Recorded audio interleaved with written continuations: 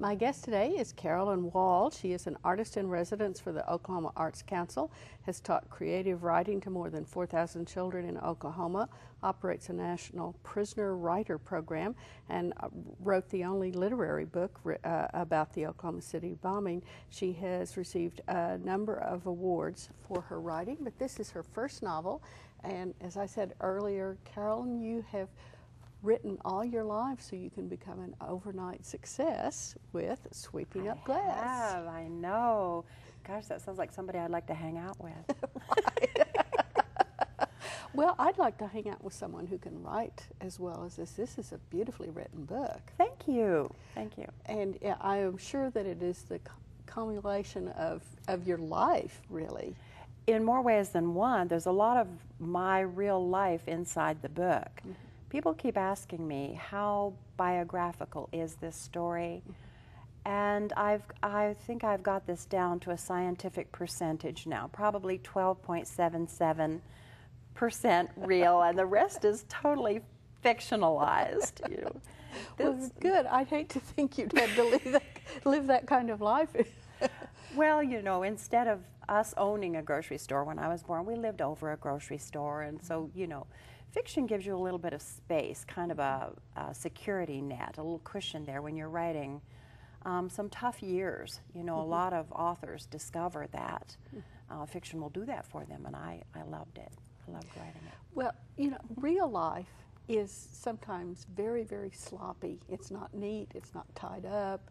There's always ends dangling. And fiction, I think, allows us the ability to put some structure in a life and to have a beginning, a middle, and an end where you kind of know, okay, that story's taken care of. It's not dangling Sure, around. we get to lie. We tell lies for fun and profit. You bet. Yeah. Hey, can I get a job like that? Yes. You too can do this. Well, now the story is about a woman, Olivia, who's living with her grandson. Yes. And her crazy mama, who's crazy living mama. out back. Yes, Ida. This is in the Depression era. Yes. Her father is buried beside the outhouse, I believe. Papa's buried beside the outhouse where we tread back and, you know, forth while we're hanging out the wash. Yeah, walk over his grave. Right. And there are some wolves in this story that I found very interesting. I think of a lot of things when I think about stories set in the South, but wolves isn't one that crops up. Amazing you should ask me that. There were never any wolves in Kentucky. It didn't really take much research to discover that. So I decided to put some there. Do you see what I'm saying about fiction? Right. You can do anything if you can make the reader believe you're in business. So then I had the great-grandfather bring the silver-faced down from Alaska, you know, having made up the silver-faced, and how he caught them and how he transported them, and they were our legacy, you know. When I say I'm Olivia, you understand. Right. And hers to take care of, and her charge. Yeah, and so that's one of the big threats in the book. You know, somebody's. Now, you mentioned research. Did you do a lot of research for this book? I did research that area of Kentucky, of course, but I picked a book for my first book, and this was not intentional, that didn't take a lot of research. You know, I knew a lot already about the 1939 era because my father told me stories, and my mother and you know, all my ancestors just were terribly poor, and so there was no, you know, it was easy to learn there. I did, and I spent a little bit of time in Kentucky, but everything is online for you. I mean, research, the libraries and the museums and everything you possibly need is out there now. We no longer have to, if we ever did, we no longer have to write what we know.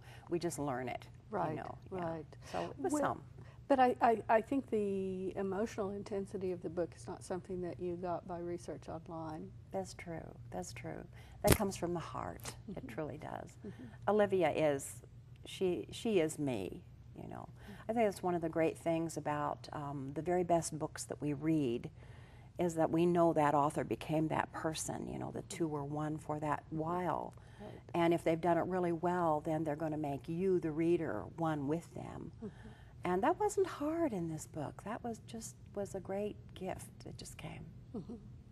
Well, obviously somewhat biographical and so on, but why did you choose this particular time and this particular place? I don't have a clue. I should have a great answer for that, shouldn't I? Well, because I think the era, of course, the poverty era, and hearing my father say to me once, my father never had a full-time job, and he said, I remember Mom putting oatmeal on the table 3 times a day, and those, not the poorer people, but the people who struggle the most, I love their stories. So that wasn't a hard era to pick, and maybe that's the same reason I chose the place. You know, there's... Well, Kentucky, parts of Kentucky, I think depression, no depression, there are lots of very poor people who struggle every day and Yes. Feel like they're doing well when they can put oatmeal on the table 3 times a day. Yes, and there, you know, there are areas of Appalachia, and then we, you know, get out west into the reservations. I mean, there's so much of America that doesn't have free school lunch programs and all these other things yet. You know, we still have people who need looking after, so it wasn't hard to find them. Well, there is a lot also in this book about the racial divide, about the segregation and the evil that people can visit on others. But Olivia had a good friend who was colored. Love Alice. Love Alice. That is a wonderful name. Thank you. The first time I heard that, it Love just Alice. kind of resonated. Yes, it was at the end of a letter. Her to-be boyfriend and husband, Junk, had received a letter, or a friend of his, I think, had received a letter while he was in the Army. Junk was the only one who could read. And as they were reading the letter, of course, it was signed Love Alice, you know, and so Junk assumed that was her name. That was her name. And it was. It was forever after that, Love Alice. Right. And she was, in some ways, the connection that Olivia had to half the population of this area. She was. I know her father's grocery store, I believe it was the coloreds were allowed to come on Wednesdays. Coloreds only. Then whites could shop any other day. That's that they right, wanted. yes. So it was not that this was foreign territory, but Love Alice really provided, I think, the connection. She did, and Love Alice could come in the back door and have tea at the table any time, and look into Olivia's eyes and tell her the truth about her life, and she was marvelous. She was her introduction to that whole community that wound up raising her, you know, in the end. So. Right. Well, because her Pap was trying to keep his head above water with this grocery store, and then pay for his wife's incarceration in a institution. Mental institution, yes. So that's true. Those are true things from my life.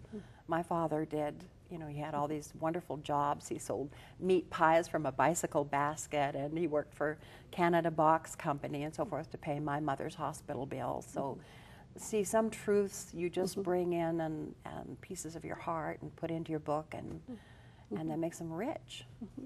Well, this is, although it's a slim book, there is a tremendous amount that's packed into this book, and I hope everybody reads it, because I think they'll really get something out of it. Me too. Good. And I want to thank you very much for being with us today. Thank you for having me. Thanks. Carolyn D. Wall has been here talking about her new book, Sweeping Up Glass. You'll be able to find it at your library and in a few months at your local bookstore.